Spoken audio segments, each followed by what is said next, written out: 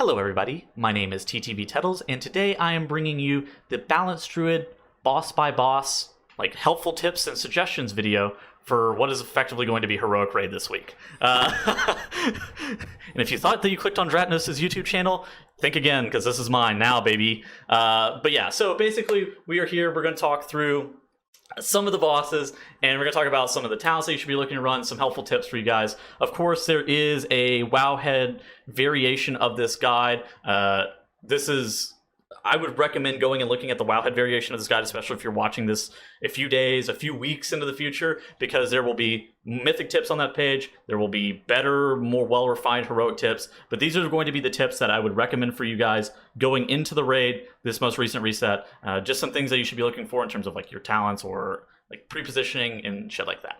So with that said, without further ado, let's just jump straight into the video. All right, so we're going to start off with talents, talking about talents. I would say that we're going to describe these as standard raid talents, and then we're going to talk about deviations from those standard raid talents whenever we make it to the fights themselves.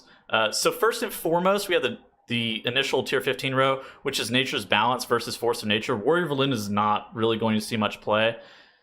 If you notice from Sims, Force of Nature sims slightly higher than Nature's Balance, but for basically all of the raid, I would highly recommend taking Nature's Balance over Force of Nature. It is just easier to play as a whole.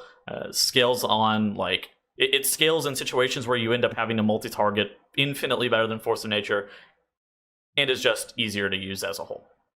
So, Nature's Balance is going to be the default choice here. For the next row, we have Wild Charge.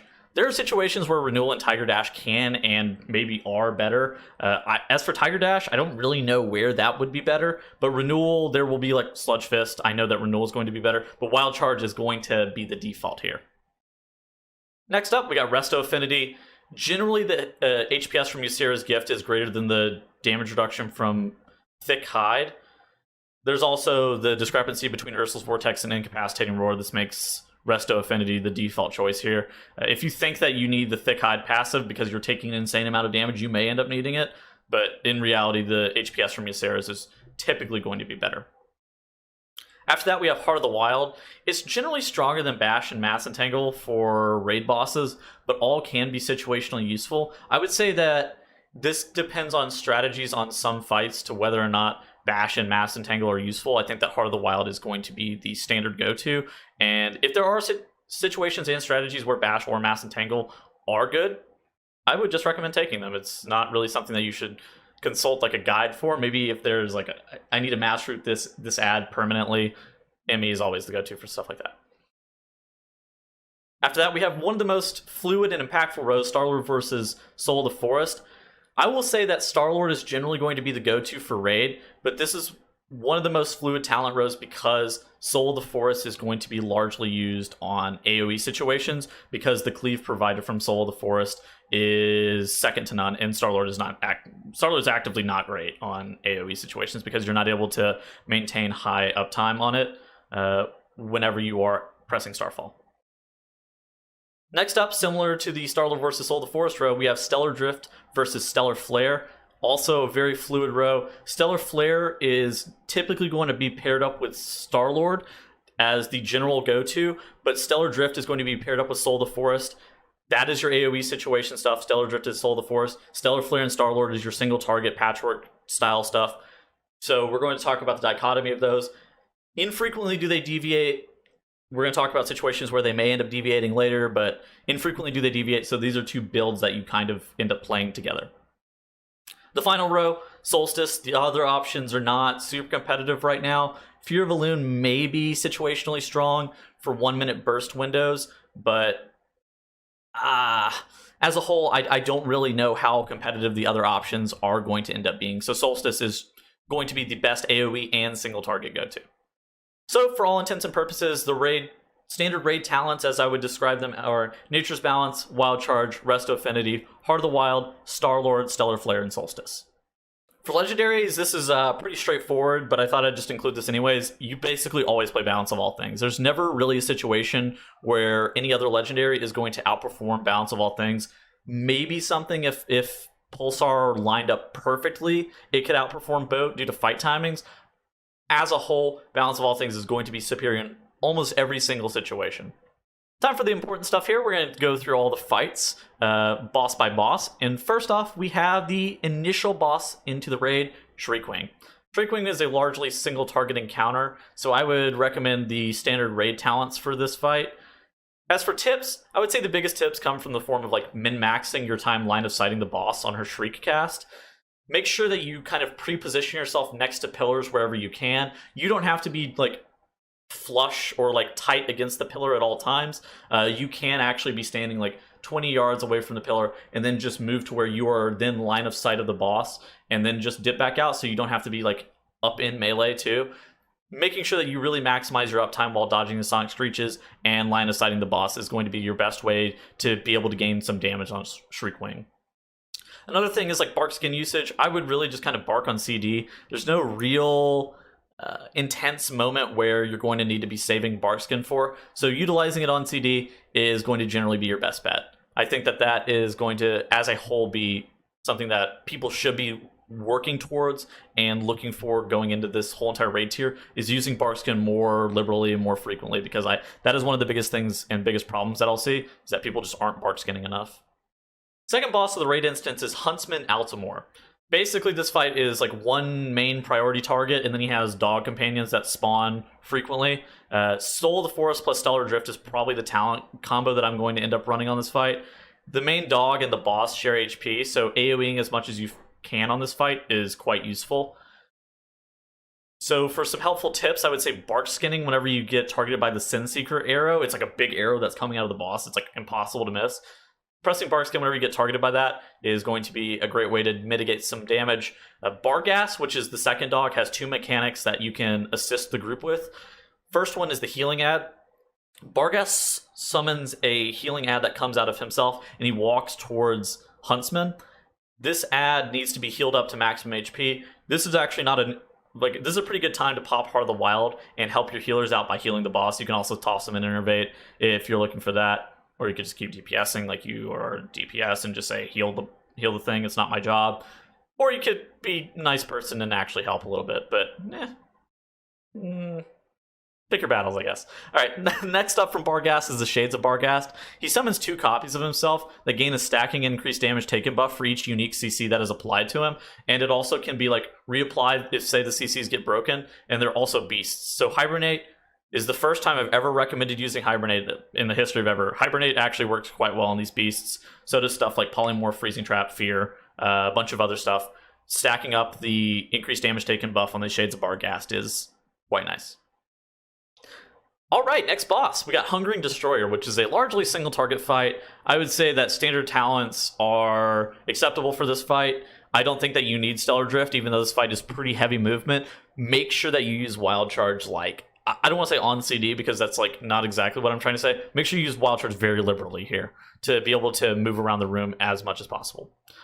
Minimizing the amount that you need to move around the room is going to be critical for your damage, so just really try to use it as liberal as possible.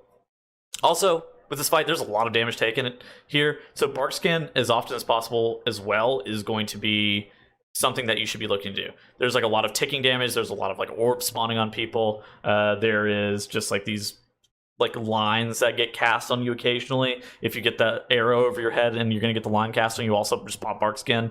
There's a lot of things that you can get pretty decent value out of Bark Skin on, and using it as often as possible on Hungering Destroyer is going to be your best bet. I would also make sure that you kind of, as a raid, stay kind of loosely spread and like fanned out around the boss, just as a general rule. So yeah, that's basically how I would do that. Next boss on the docket today is Artificer Xy'mox. So Artificer Xy'mox is a largely single target fight, so the talents are fairly standard. There's pretty decent potential for Stellar Drift on this fight because you end up having to like move these seeds, you have to drop portals on the far side of the room, and there's always the Edge of Annihilation cast. So I think there is decent potential for Stellar Drift on this fight. I think it just comes on a player-by-player basis. I'm going to end up testing both. I don't really know where I feel like Stellar Drift is going to land on this fight. I would play it with Star-Lord. I would not play it with Stellar Flare. So that's, again, this is the only use case that I think that Stellar Drift could be played with Star-Lord in raid. So for some tips, position next to the portals as much as you reasonably can. It helps cut down on your movement a lot. I think that that's going to help you maximize the amount of astral power and the number of casts that you're going to be able to get in on this fight. You may end up being one of the specs that has to move the seeds because you are ranged and because you may not have infinite hunters to be able to move them.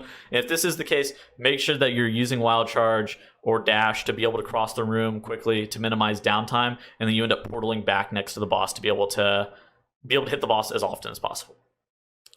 For the Edge of Annihilation cast, Stamp Roar is a really great way to be able to deal with this. I noticed that popping all of your mobility here super early on the Edge of Annihilation is not great, so just use the portal at the last second to get out of the Edge of Annihilation so you don't end up dying.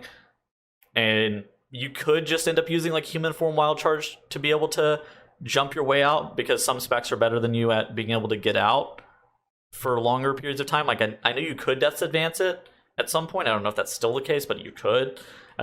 So Stamp Roar, Human Form Wild Charge, use the portal last second, that kind of stuff to be able to maximize your effectiveness from Edge of Annihilation.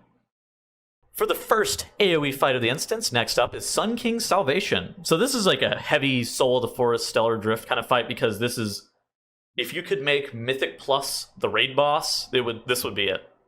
There's an infinite number of like ad waves spawning, and most of them don't do anything notable. So that's how this fight works. This fight is largely like a healing fight, so you can throw out some intermittent heals on Kael'thas or Heart of the Wild to give him some significant healing, but I don't think it's going to matter. I think you're just going to want to end up clicking I don't even know what they are, things at the front of the room to be able to give him some HP. I don't think that actively healing him is going to be in your best interest generally. Whenever the Shade of Kael'thas comes out at 40 and 90%, I want to say, make sure you prioritize him down. I would still maintain a Starfall out because there's going to be like birds and other ads spawning, and Moonkin is generally one of the best classes at spread cleave.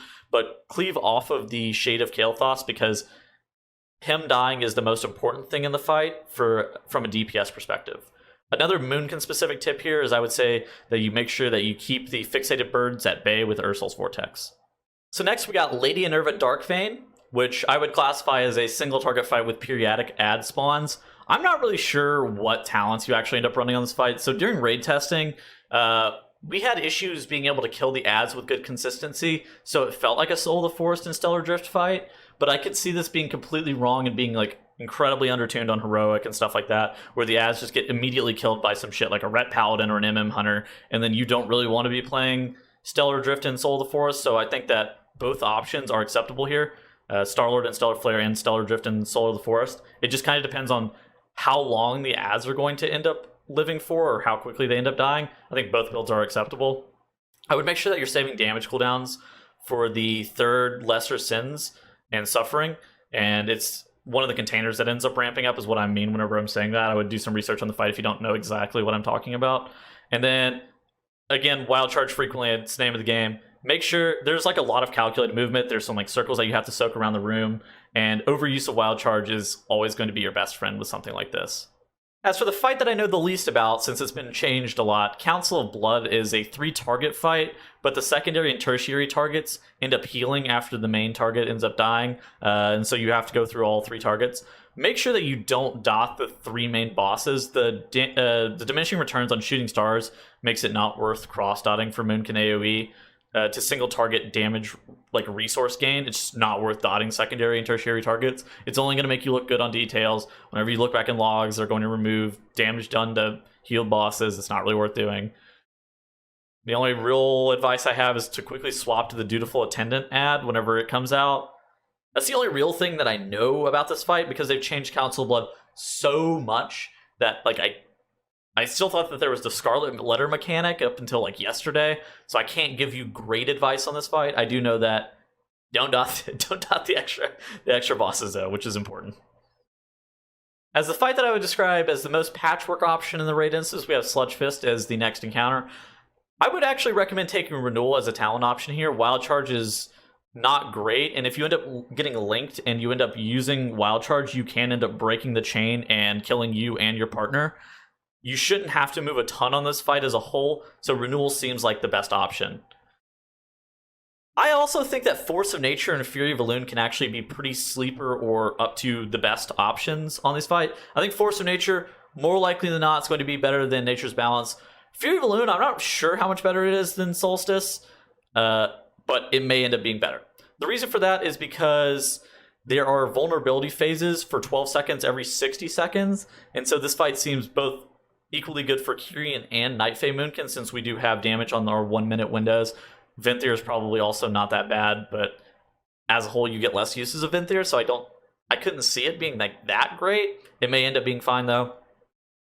There's a 5 minute enrage though. It's like a hard enrage of 5 minutes. So for Night Fae and Kyrian damage uses, you just use them on CD as much as you really can.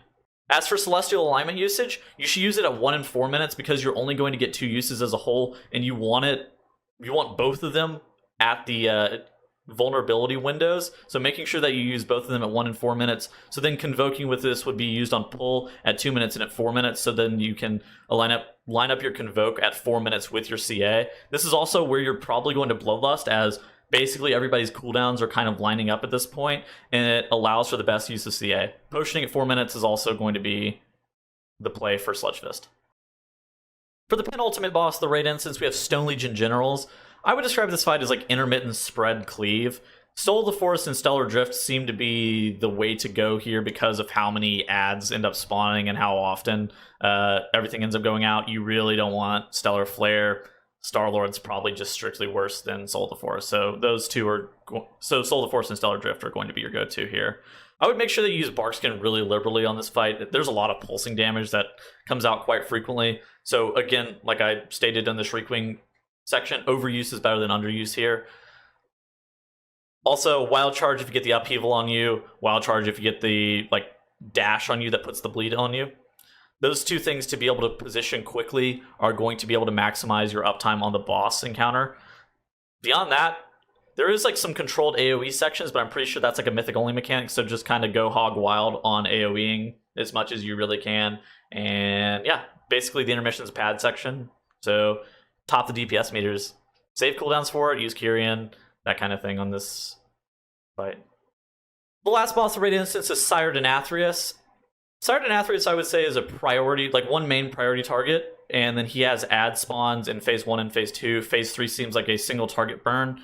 Talent options, I think that it really depends on what the crux or the problem of this fight ends up being. I think Soul of the Forest and Stellar Drift can be really good. I also think that Stellar Flare and Star-Lord can be really good depending on where you really need the damage. Say P3 and the burn is the most important point, then that's the biggest deal, and you're going to end up having to play single target stuff. If Phase 1 and Phase 2 / the ads are the most important parts, then I would say that Soul of the Forest and Stellar Drift are really good. So for tips, having Astral Power for Starfall prepared when ads spawn is the most important thing. This also is important for Phase 2 as well, because Denathrius has this weapon that's active. Him and the weapon actually end up sharing a health pool, so all the damage that is done to the weapon is also effective to the boss, so don't feel bad about cross-dotting or starfalling or anything like that. There will also be ads in Phase 2 on far sides of the room. I don't really know. There's on this platform across a gap, I guess is the best way of describing it. Make sure you dot those up, and you may end up having to Star Surge them down, as melee cannot really reliably jump the gap. You can gateway across and stuff like that, but melee can't reliably hit them, I will say. Most melee, at least. We can jump over the gap with Wild Charge, but I'm not really sure what effect that would really do. It definitely is something that we could do, but I don't see why we would. Make sure that you have your cooldowns available going into Phase 3 is the last real tip that I have for you here. I don't know the duration of the burn that's going to happen in Phase 3 yet. It could be important to have CA up on pull because it's going to be a 330 duration burn. It could not really matter, but make sure that you have cooldowns available for Phase 3 is what I'm leaving this at. I don't really know the duration of the burn. So yeah, with all that said, that's going to conclude the intro video into what you should be looking forward to into Heroic Week for Balanced Druid. Gives a little bit of talent info, gives some tips on the bosses. Of course, like I said, the most up-to-date thing is going to be the wowhead Castle Nathria raid guide from myself on the Balance site, and it's going to be able to give you more up-to-date information. This stuff in YouTube videos can quickly get out of date, especially once better strategies are discovered, especially as I understand fight timings a little bit more. So I'm going to be able to easily keep up to date the wowhead Balanced Druid Nathria raid guide. So make sure to check that out if you have any more questions. Of course, come check out my stream. Come ask me if you have anything that you need to know. Maybe I'm stupid and wrote something wrong in the raid guide. Tell me that as well, and I will fix it. But beyond that, that will be it for me today. I hope you guys all have a great rest of your day, and I will see you guys in the next video. Goodbye!